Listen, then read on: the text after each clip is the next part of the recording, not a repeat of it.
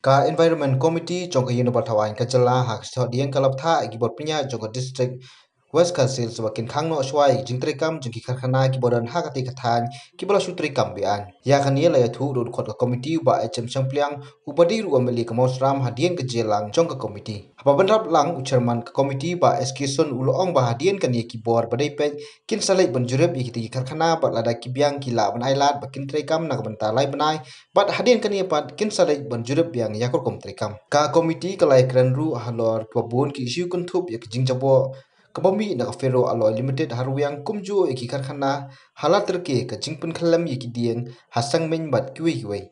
That it started from 2018. 2018, the industry, August, the industries department had started giving clearance of setting up of these coke factories in West Khasi Hills. And within 2 years' time, they have already given single window clearance for about 16 of them. 16 coke factories have been given single window clearance to set up coke factory, and out of which I think 7 coke factories are already operational and they're already functioning. This committee viewed the whole matter very seriously. Why? Because as we all know, that the mushrooming of the coke factory has caused a lot of health hazard in the whole Shalang belt area. And so suddenly, that within a span of about 6 to 8 months, we noticed that there has been so many coke factories that have been established. As per the reports given, there are 8 factories who have already set up factories illegally without any permission. This is as per the report of the Deputy Commissioner Nongstoin. So this committee has directed the authorities concerned not to allow opening or operating of these 8 factories any longer. These 8 factories, the owners did not even turn up for the inquiry that was conducted by the Additional Deputy Commissioner Nongstoin. Thereby, they proved that they are all illegal and they wanted to run the factory without any documents or without any papers. The committee has finally decided that the departments concerned should allow setting up of only 7 coke factories who have furnished their documents and also got the certificate to operate from the State Pollution Board. All these industries in West Khasi Hills, it will inspect the ferroalloys, Shakambari ferroalloys at Ruyang. It will also conduct an inspection of all the coke industries that are flourishing in the West Khasi Hills region. And the date of the inspection has been fixed on the 18th of August 2020. So this committee would visit West Khasi Hills and conduct a spot inspection. State Pollution Board and the Central Pollution Board together would visit and examine the industry, JNT Cements, and suggest to them the measures to be taken up to improve the emission of the smoke from the factory, so that it does not hamper or create any health hazard in the village and in the vicinity.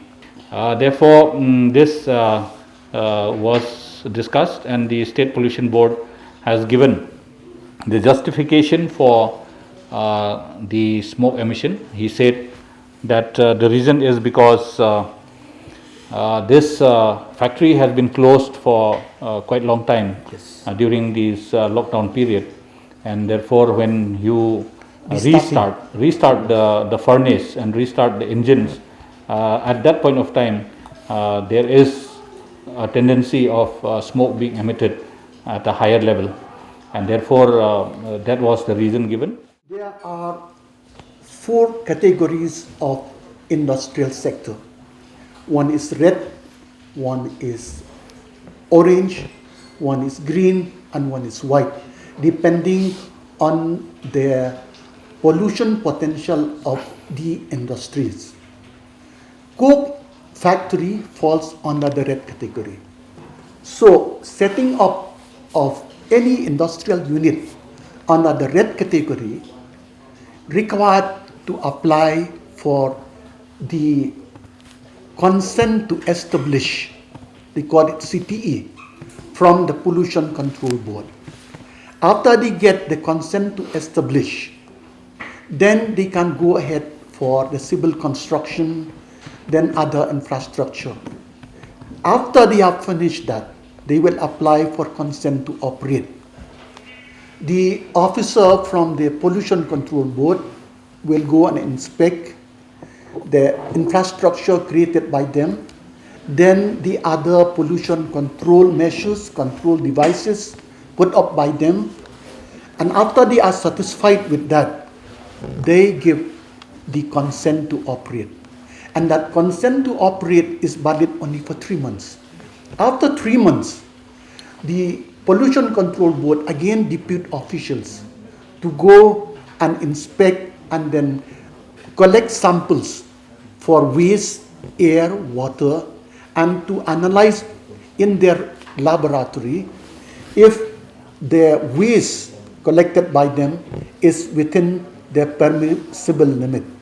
If it is within the permissible limit, they will allow to continue to operate, but it is above the permissible limit, then the plant will have to take a shutdown and the consent to operate will be revoked.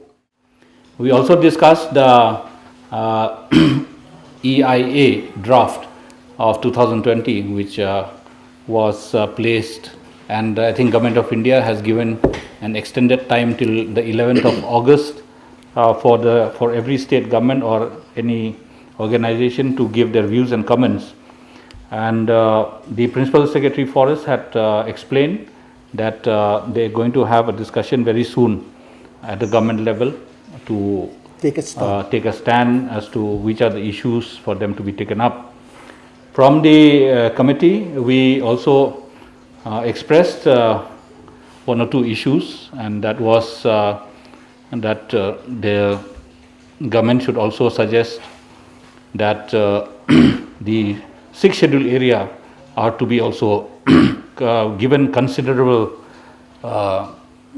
avenues within the draft, so that the regulations and all are not confined much to the 6th schedule areas.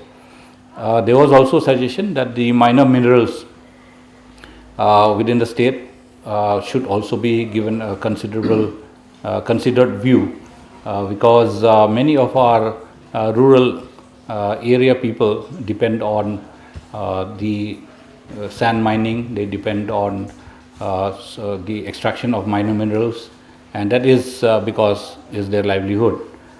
One of the main contentious issues that really bother every one of us is that the draft 2020 reduced the public consultation period from the present 45 days to 20 days. Present, actually, the 2006 give the public consultation for any project to be set up for 45 days. But this new draft reduced the public consultation period from 45 days to only 20 days.